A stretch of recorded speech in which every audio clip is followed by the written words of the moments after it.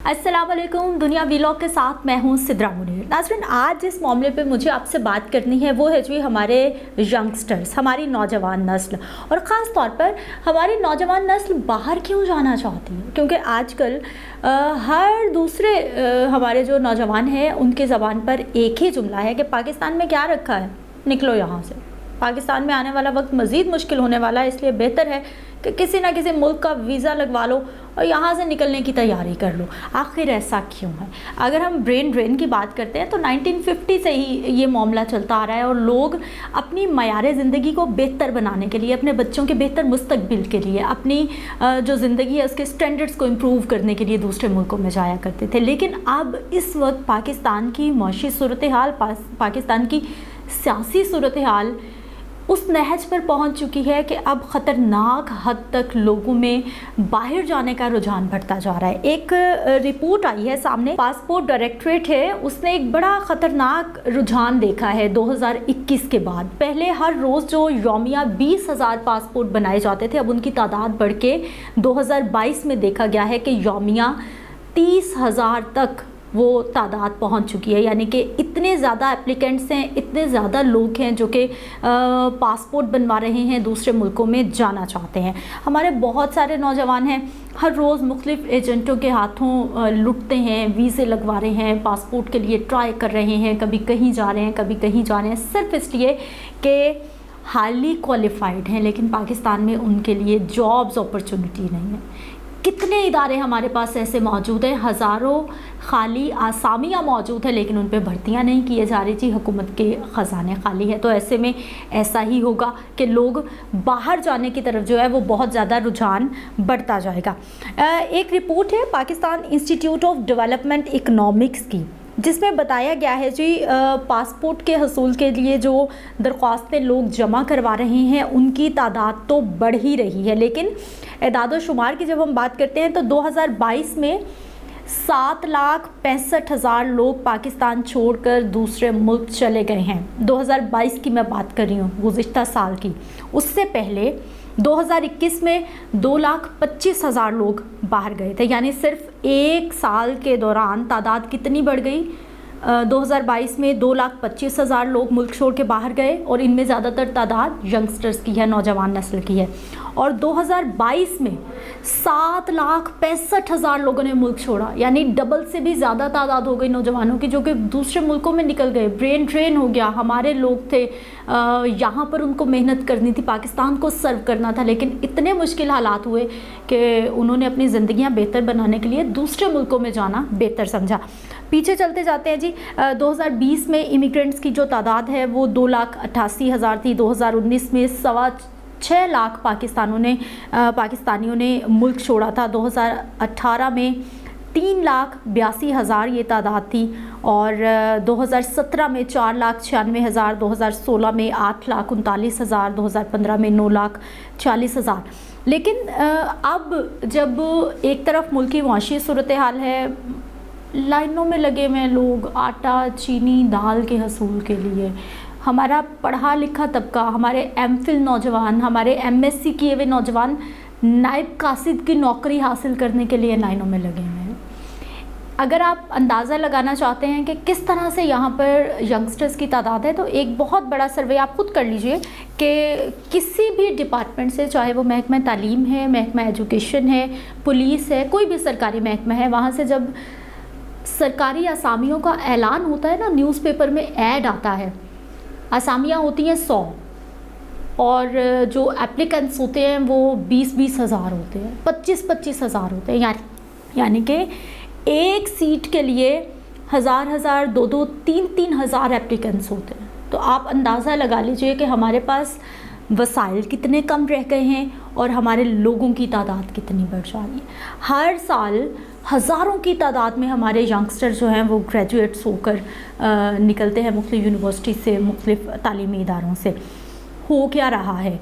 महकमा सेहत में अगर हम डॉक्टर्स की बात कर रहे हैं, हर साल बहुत सारे नौजवान हमारे डॉक्टर बन रहे हैं, अच्छी खासी सरमायाकारी उनके पेरेंट्स उन पे करते भी हैं, और फिर यही ख्वाब होता है कि किसी सरकारी अस्पताल में या फिर कहीं ना कहीं काम मिल जाए। लेकिन सरकारी अस्पताल देख लीजिए कि कितने बन रहे हैं। जब सरकारी अस्पताल नहीं बनेंगे तो फिर डॉक्टर्स को कहाँ पर एडजस्ट किया जाएगा जो नए बनाए जा रहे हैं।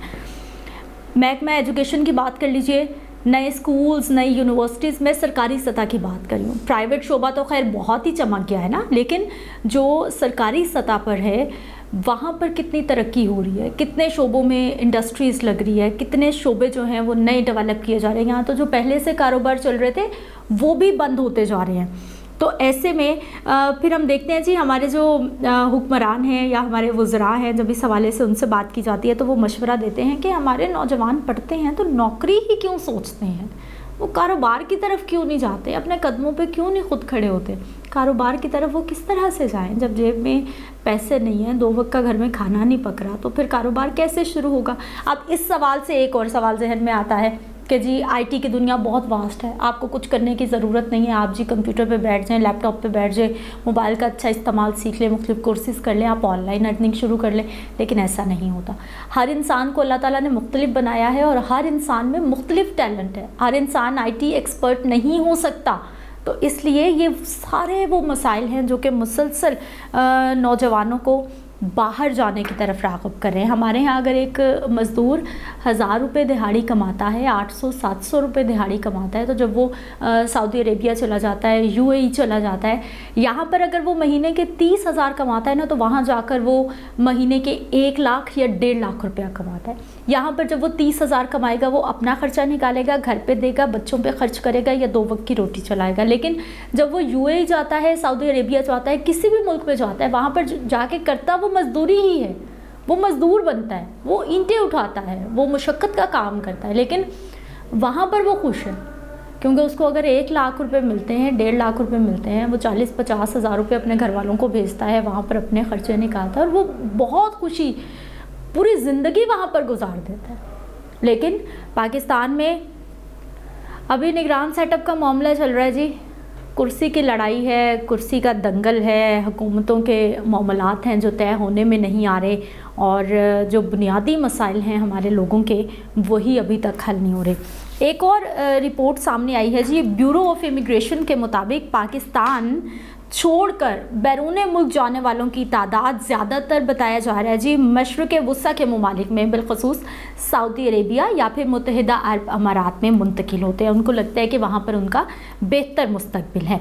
अगर एक इसका पहलू ये भी है, बहुत सारे लोग समझते हैं कि यहाँ से लोग जब बाहर जाते हैं, ओवरसीज़ बन जाते हैं, काम करते हैं, तो फिर पाकिस्तान में ज़र मुबादला आता है। बिल्कुल ठीक है, पाकिस्तान में ज़र मुबादला आता है, पाकिस्तान तरक्की करता है, लेकिन अगर सारे ही नौजवान इस रुझान के पीछे चले जाएंगे, अगर सारे ही नौजवान दूसरे मुल्कों में जाना शुरू हो जाएंगे, तो फिर हमारा क्या होगा।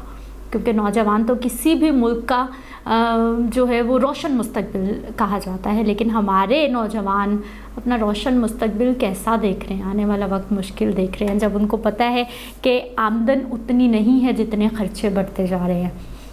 प्राइवेट जॉब्स बहुत सारे लोग कर रहे हैं, बहुत सारे लोग गवर्नमेंट जॉब्स कर रहे हैं, लेकिन अगर अंदाज़ा लगाएं महंगाई की शरह को लेकर हर चीज़ की कीमत डबल हो गई है, सैलरी डबल नहीं हुई, फिर कैसे गुजारा होगा। ये जो गैप है ना आमदन और ख़र्चों में, इसी को फिल करने के लिए लोग इस वक्त परेशान होकर रह गए हैं।